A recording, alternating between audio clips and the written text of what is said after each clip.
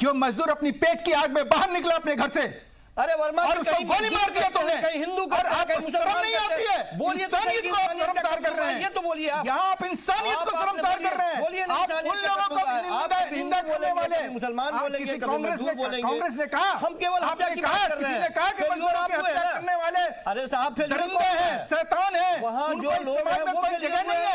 आप कह रहे हैं कि अमन चैन की बात कर रहे हैं, विपक्ष फेल्यूर आप है। अमन चैन की बात कर रहे हैं, विपक्ष कौन सा अमन चैन है? ये किस तरह की आप दलील दे रहे हैं? मानते ही नहीं है, क्या है आपका दलील? फेल्यूर है और खुद आके दिखाते हैं। आप बुद्धिजीवी हैं, पढ़े लिखे हैं, आपको समझना चाहिए। ये तो बताइए आप ना, भारतीय हैं पहले। बंदूकों के साए में जीवन देने वाले लोग हर बंदूकों की साए में आप मजदूरों को गोली मार दी जाती है, आप कहते हैं, आप उसका मजाक उड़ा रहे हैं।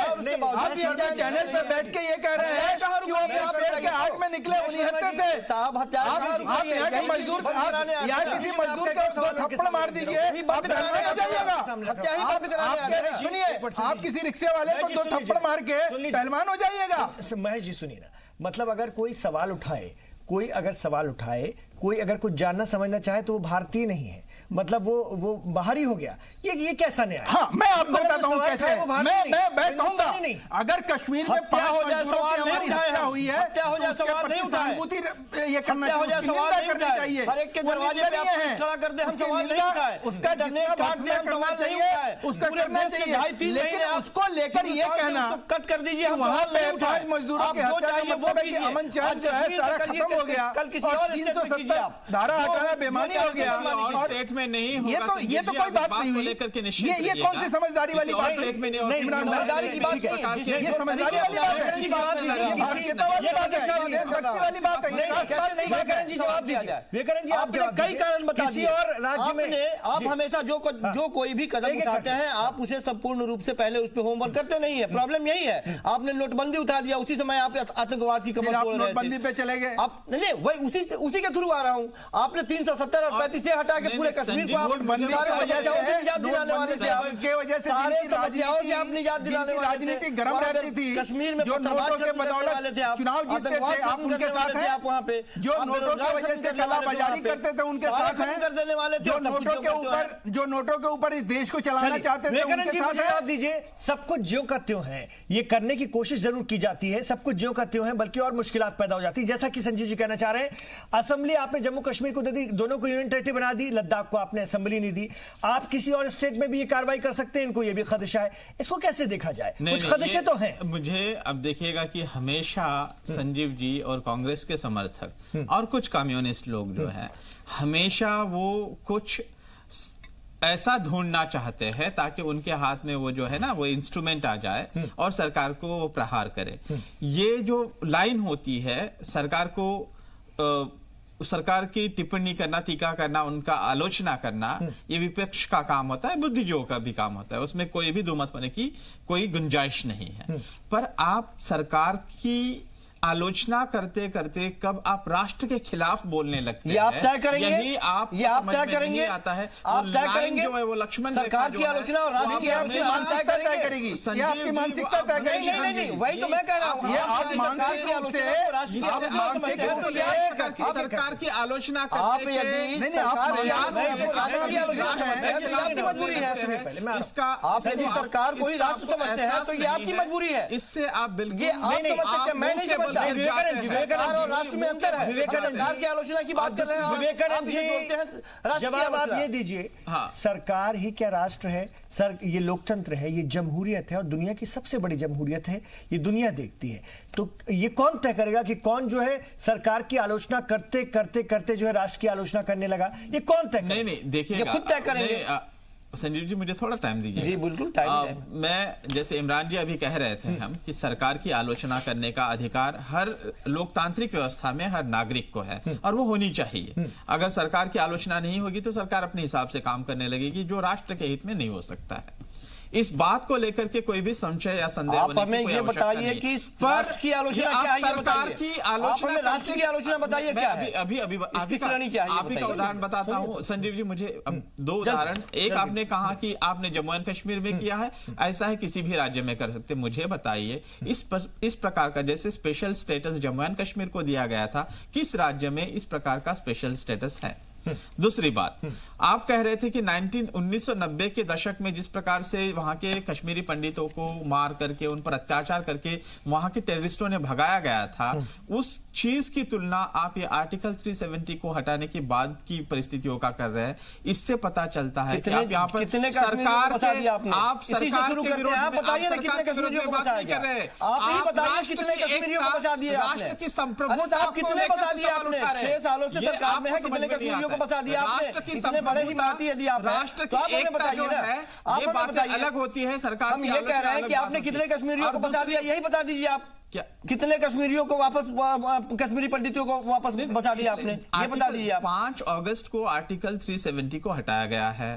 सरकार ने हमेशा कहा है कि जो भी जम्मू एंड कश्मीर से इमिग्रेट लंबी पारी यही पे आके आप अटक जाते हैं। यहाँ सरकार की आलोचना करते हैं, हम कहते हैं राजनीति करते हैं, तो आप कहेंगे कि नहीं राष्ट्र की आलोचना कर रहे हैं, सारी चीजें आप राष्ट्र के ऊपर प्रश्न खड़ा कर रहे हैं, लेकिन राष्ट्र के आड़ में हमेशा आप राजनीति करते चले आ रहे हैं। यही चीज मैं कहना चाह रहा था, यही मैं कहना चाह रहा था। राष्ट्र एक लंबी प्रक्रिया आप खेलेंगे और इसी आधार पे आप राजनीति प्रयास रहता है हमेशा। इससे केवल हमेशा ये भी सच्चाई है, ये भी सच्चाई है। मुझे आप ये बताइए, आपने बहुत सारी बातें बताई, आपने बड़ी बड़ी बातें की, और आज वजीर आजम ने भी अपनी बात रखी। आज जम्मू कश्मीर के लोगों को यूनियन टेरिटरी मिल गई, ये बहुत अच्छी पहल हम तमाम लोग कह रहे हैं उनकी जिंदगी में, और इंशाअल्लाह ताला उनकी जिंदगी और बेहतर हो।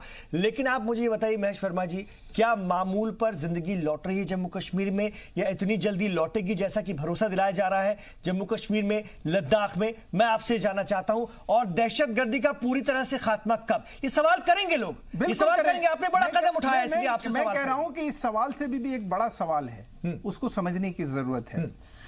आज 70 साल से वहां वाल्मीकि समाज के लोग जो है उनको नागरिकता नहीं मिली हुई थी, पंजाबी लोगों को वहां नागरिकता नहीं मिली हुई थी, पंडितों को वहां नागरिकता नहीं मिली थी, जो पाकिस्तान से रिफ्यूजी आए थे उनको नागरिकता नहीं मिली हुई थी। आज उनके चेहरों पे आई खुशियों के बारे में जब आप सोचेंगे और उनसे पूछेंगे तो वो आपको बताएंगे कि कश्मीर में किस तरह का अमन चैन आया है। हमारी उन बहन बेटियों की, कश्मीरी बहन बेटियों जो बाहर शादी कर चुकी थी, उनकी कश्मीरियत ख़त्म कर दी गई, उनको वंचित किया गया उनके अधिकारों से। उनसे पूछिए। मैं पूछता हूं कि कश्मीर के जो प्लेयर्स हैं, जो प्रोफेसर्स हैं, जो खिलाड़ी हैं, जो अध्यापक हैं, जो पंच हैं, जो सरपंच हैं, जो इलेक्टेड रिप्रेजेंटेटिव हैं, उनमें से किसने ये कहा कि 370 के बाद जो है वहां अमन चैन नहीं है? किसी ने कहा? आपने सुना? क्या इतना भी हमने उनको सेंसर कर दिया है? क्या हमारे खिलाफ बोलने वाले लोग नहीं हैं? सेंसर तो ऐसा किया है। मैं कह रहा हूं कि आज के डेट में बड़ा सवाल है संजीव जी, बड़ा सवाल है, ये बड़ा सवाल है। आप जानते हैं, आप भी जानते हैं इस बात को। वो कथनी और कथनी में जमीन आसमान का अंतर है। नहीं, इस बात को वही मैं कह रहा हूं कि आप बता रहे हैं कि सेंसर नहीं हुआ है। इस बात को तो आप मानेंगे ना, हम जिन वाल्मीकि समाज के लोगों को पंजाब से लाकर एक दौर में बसाया गया था, जी सलाम ने भी लगातार दिखाया, उनके बच्चे अच्छा भी अगर पढ़ जाएं तो उनको नौकरी को लेकर के मुश्किलात थी, वो बंदिशें, मालिकाना हक नहीं किसी का, वहां पर रिफ्यूजी की तरह रहे थे। अगर आज वो कुछ हजार परिवार, आज वो बहुत सारे लोग अगर खुश हैं तो हमें उनके चेहरों को भी नहीं देखना चाहिए। इमरान साहब, इनकी जानकारी के लिए बता दें, इनके जानकारी के लिए बता दें। नहीं, कैसे तोला जाए? अगर कहीं से शुरुआत हुई, कहीं से शुरुआत हुई तो उसको देखना पड़ेगा। इमरान साहब, एक एक इंसान के चेहरे पर खुशी लाने की अगर कोशिश, आप कुछ हजार परिवार की बात कर रहे हैं, मतलब कुछ हजार परिवारों के लिए आपके दिल में कोई जगह नहीं, आपके दिल में कोई जगह नहीं। संपूर्ण कश्मीर की बात करें, संपूर्ण कश्मीर के लोगों के ताले लगाए हैं। आपके सवाल को बड़ी आसानी से लोगों के लिए आपकी चिंता नहीं है। एक नई आपकी चिंता वहां के कुछ परिवार जो थे, ज्ञानवर्धन, वहां के कुछ सेपरेटिस्ट लीडर्स थे, सवाल क्या था? राष्ट्र के खिलाफ। नहीं, मेरा सवाल जो था ना, संजीव जी, मैं जितना समझ रहा हूँ, उन्होंने मेरे सवाल का, महेश जी, सारे कश्मीर के लोगों के एक मिनट, वेकरन जी, मैं आ रहा हूँ आपके बाद। महेश जी ने मेरे सवाल का राजनीतिक जवाब दिया। संजीव जी, मैं अब आपसे उसी बात को लेकर आ रहा हूं। मैंने उनसे पूछा कि क्या कश्मीरियों की जिंदगी मामूल पर आ रही है, आ पाएगी जल्दी जैसा कि दावा किया जाए, तो उन्होंने जिक्र कर दिया राजनीतिक रूप से कि भाई कुछ हजार लोगों का, जो सच्चाई भी है कि उनकी जिंदगी में तो बाहर आई है ना, आज उनकी जिंदगी में तो बाहर आई है ना। जिस मामूल पे आ रही है, जिस तरह से आप बात कर रहे हैं, वो केवल वही देख पा रहे हैं, बाकी लोग नहीं देख पा रहे हैं। यही तो मैं कह रहा हूं, वही तो मैं आपको कह रहा हूं। सुनने की अगर आप सुनने की बात होती जी, आप सुनने की तमन्ना रखें, अरे साहब, तो मैं आपको बताता रहा और पूरा चीजों को बता रहा हूं। पूरा हिंदुस्तान सुनने और जानने की इच्छा रखता था, आपने किसी को जाने नहीं दिया जब जाना था। तब तो नहीं जाने दिया आपने। वहां पर जाकर आप क्या करना चाहते थे सब लोग जानते हैं। वहां पर क्यों जाना चाहते थे, वहां की परिस्थितियों को और बिगाड़ने के लिए वहां पर जाना चाहते थे। और राहुल गांधी ने किस प्रकार के बयान दिए हैं और इन बयानों का इस्तेमाल करते हुए यूनाइटेड नेशंस जनरल असेंबली में इमरान खान साहब ने उन बयानों को यूज करते हुए वहां की मिनिस्ट्री ऑफ एक्सटर्नल अफेयर्स के लोगों ने उन बयानों को एक एविडेंस के तौर पर लेते हुए उन्होंने हमारे भारत के पक्ष को कमजोर करने की कोशिश की है। ये आपके चाइल्डिश हरकतें है, आपकी बचकाना हरकतों की वजह से राष्ट्र को हमेशा भुगतना पड़ता है।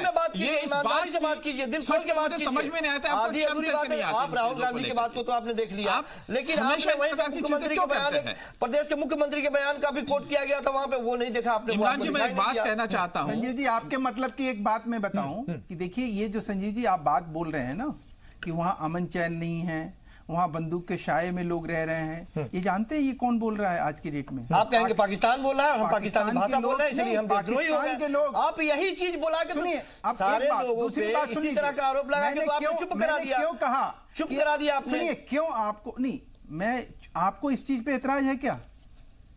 आपको इस चीज पे आपत्ति है क्या?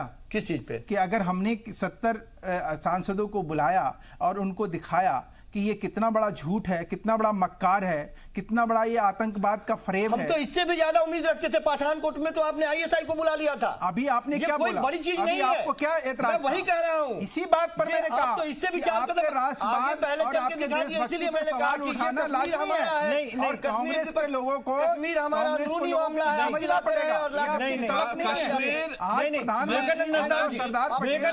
मैं वही कह रहा हूं। संजीव जी का एतराज उससे भी बढ़कर मैं समझ रहा हूं कि इस बात का एतराज है जो कि प्रियंका गांधी वाड्रा कहती हैं कि आपने सरदार पटेल हमारे लीडर को ले लिया। अरे हमारे ये बड़ा एतराज है और आप उनके ख्वाबों को पूरा करने में लगे हुए हैं जिनको तो हमने भुला दिया था, जिनको हमने एक तरह से नजरअंदाज करने की कोशिश की। क्या ये बड़ा एतराज है? क्या ये बड़ा एतराज है? इस पर मैं बात करता हूं, जरा एक वक्फा ले लूं, इस पर मैं बात करता हूं इस वक्फे के बाद कि सरदार पटेल को किसने भुलाया और किसने कैप्चर किया। और आज जो हम कश्मीर से लेकर कन्याकुमारी तक जिस अब हम दावे से दिल खोलकर कह सकते हैं, ताल ठोक कर कह सकते हैं कि अब हिंदुस्तान एक है, क्या वो पूरा हुआ? वो ख्वाब पूरा हुआ है? इस पर भी हम बात करेंगे। जम्मू कश्मीर के लोगों की जिंदगी की एक नई सुबह, एक नई उम्मीद के साथ, और इस का ख्वाब बहुत पहले देखा गया था जब हिंदुस्तान की 500 से भी ज्यादा रियासतों को एक किया गया था और ये एक आसान काम नहीं था। सरदार वल्लभ भाई पटेल ने आज़ादी के 2 साल बाद कहा था कि जो कुछ हमने किया है वो हम ही जानते हैं कि किस तरह से हम कर पाए, और अब हमें हमारी पुरानी बहुत सारी चीज़ों को भूल करके आगे की तरफ बढ़ना होगा। ये 2 साल बाद, आज़ादी के 2 साल बाद हिंदुस्तान के वजीर दाखिला सरदार वल्लभ भाई पटेल का था, जब तक कि वो 2 सालों में 500 से ज़्यादा रियासतों को एक कर चुके थे। मैं आप ही के पास आना चाहता हूँ सबसे पहले संजीव जी, जो आपको मुझे जो लगता है एतराज़ है वो बड़ा ये है, और उस एतराज़ से बढ़कर मैं आपको नहीं, प्रियंका गांधी वाड्रा या गांधी फैमिली को या कांग्रेस को, कि आपने सरदार वल्लभ भाई पटेल को लेकर के इस तरह से कैप्चर करना कैसे शुरू कर दिया? आपने उनके ख्वाबों को सच कर रहे हैं ये कहना कैसे शुरू कर दिया? वो तो हमारे थे, ये हमारे तुम्हारे क्या होता है? महेश वर्मा जी हमारे बगल में बैठे हैं, इनकी एक सांसद मोहतरमा है जो कहती हैं कि गोडसे के बारे में कि वो राष्ट्रभक्त थे, देशभक्त थे वो। देखिए ये सवाल आपका क्या था? सवाल नहीं, सवाल उसी आदमी के बारे में पटेल ने कहा था आप अपने नेता के बारे में बोल। नहीं, ये क्या संबंध पागल और इसका साथी शैतानों का झुंड है। जिस साथी और शैतानों और जिस पागल आदमी के बारे में बातचीत की गई थी, आप खूब समझ रहे हैं कि मैं किसके बारे में बात कर रहा हूं। मैं वही कह रहा हूं कि यदि आप पटेल के विचारों को देखने का प्रयास करें, पटेल को सोचे, तो पटेल में और इनमें, पटेल के विचारों में और इनके विचारों में पटेल का बड़ा विचार था इस देश में, जमीन आसमान का अंतर। आज कौन सा दिन है?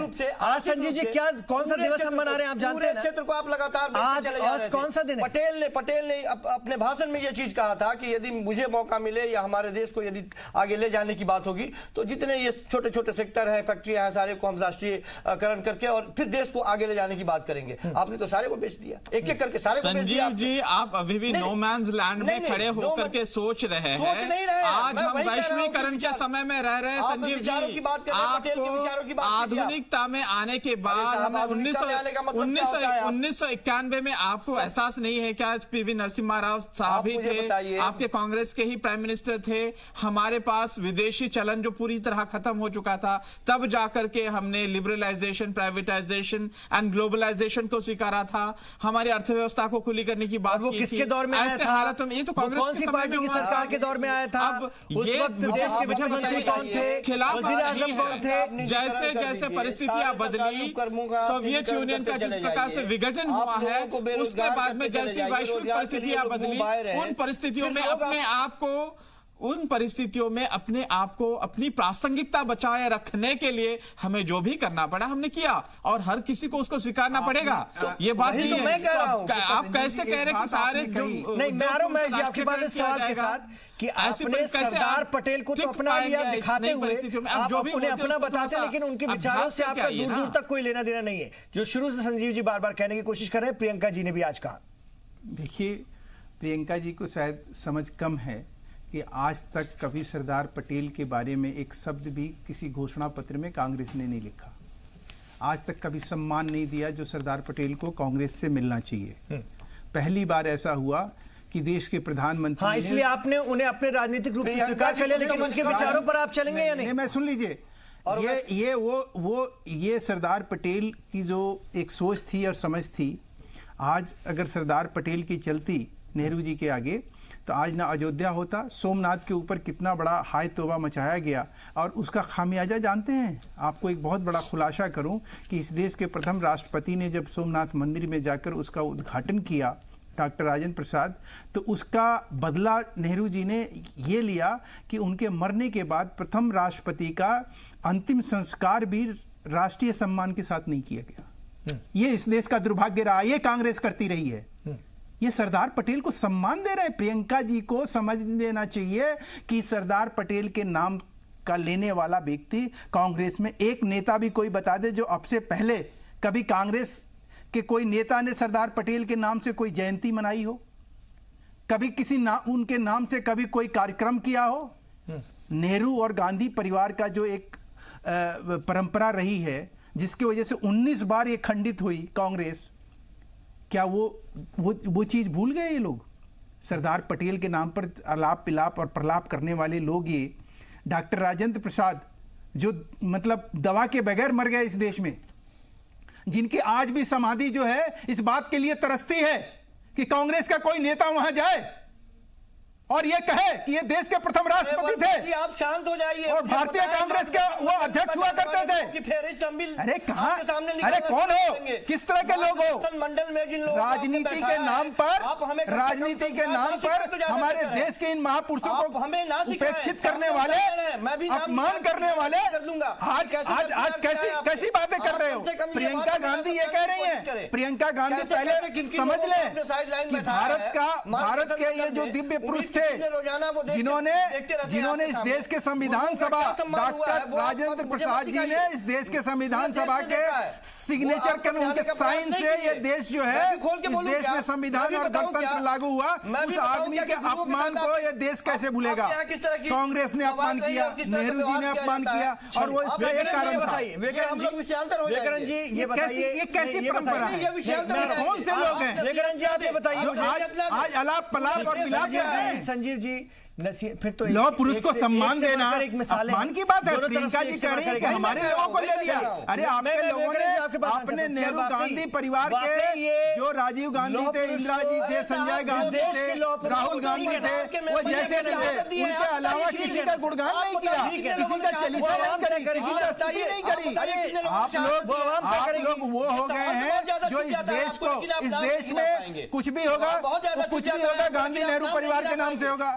इस देश में कोई भी कार्यक्रम होगा नेहरू गांधी परिवार से होगा। ठीक है महेश जी, वो आवाम तय करेगी कि किसने किसको स्वीकारा है और कौन देश का सही हीरो है। लेकिन मैं आपसे पूछना चाहता हूं विवेकानंद जी, क्या वाकई ये बड़ा फैसला आज का ये दिन सरदार वल्लभ भाई पटेल को, देश के लौह पुरुष को सच्ची खिराज अकीदत है या नहीं, ये इस पर और काम करना है। और जो विचार थे, मैं वैचारिक रूप से पूछ रहा हूं, अब आप बहुत बढ़िया क्वेश्चन आपने किया, पारदर्शिता के साथ जवाब दीजिए। जी बिल्कुल ठीक है, आप असंख्य के विचारक मैं समझ रहा हूं, लेकिन आपके यहाँ विचारों की कद्र की जाती है, वो किसी तरह का भी अच्छा विचार हो। इसलिए मैं पूछ रहा हूं कि विचारों को किस हद तक अपनाया जा पाया है अभी तक, अगर हम बात करें। सिर्फ चेहरा या नाम ले लेना एक बड़ी बात नहीं होती। पहले वजीर दाखिला होने के नाते उन्होंने जो सपने देखे थे, राष्ट्र के एकात्मता के सपने जो देखे थे, राष्ट्र की संप्रभुता के सपने जो देखे थे, ऐसे कुछ मुद्दे थे। अगर ये पूरी तरह से एकत्रीकरण, जम्मू एंड कश्मीर के एकत्रीकरण का पूरा मुद्दा अगर सरदार वल्लभ भाई पटेल जी के हाथ में होता, तो वे कभी इस आर्टिकल 370 और स्पेशल स्टेटस जैसे इन प्रोविजंस को कभी एक्सेप्ट नहीं करते। उनका फाइनल यही कहना होता कि जब इंस्ट्रूमेंट ऑफ एक्सेशन पर साइन हो रहा है तो उसका फाइनल मर्जिंग जो है, फाइनल भारत में सम्मिलीकरण होना चाहिए, उसमें कोई भी कंडीशंस नहीं होनी चाहिए। मुझे लगता है आर्टिकल 370 को हमने हटा करके सरदार वल्लभ भाई पटेल का जो सपना था कि राष्ट्र की एकात्मता, संप्रभुता को हम और मजबूत करें, वो सपना साकार होता हुआ दिखाई दे रहा है। इसका मतलब ये नहीं कि सारी चीजें, वहां की परिस्थितियां सामान्य हो चुकी है, बहुत कुछ करने की आवश्यकता है।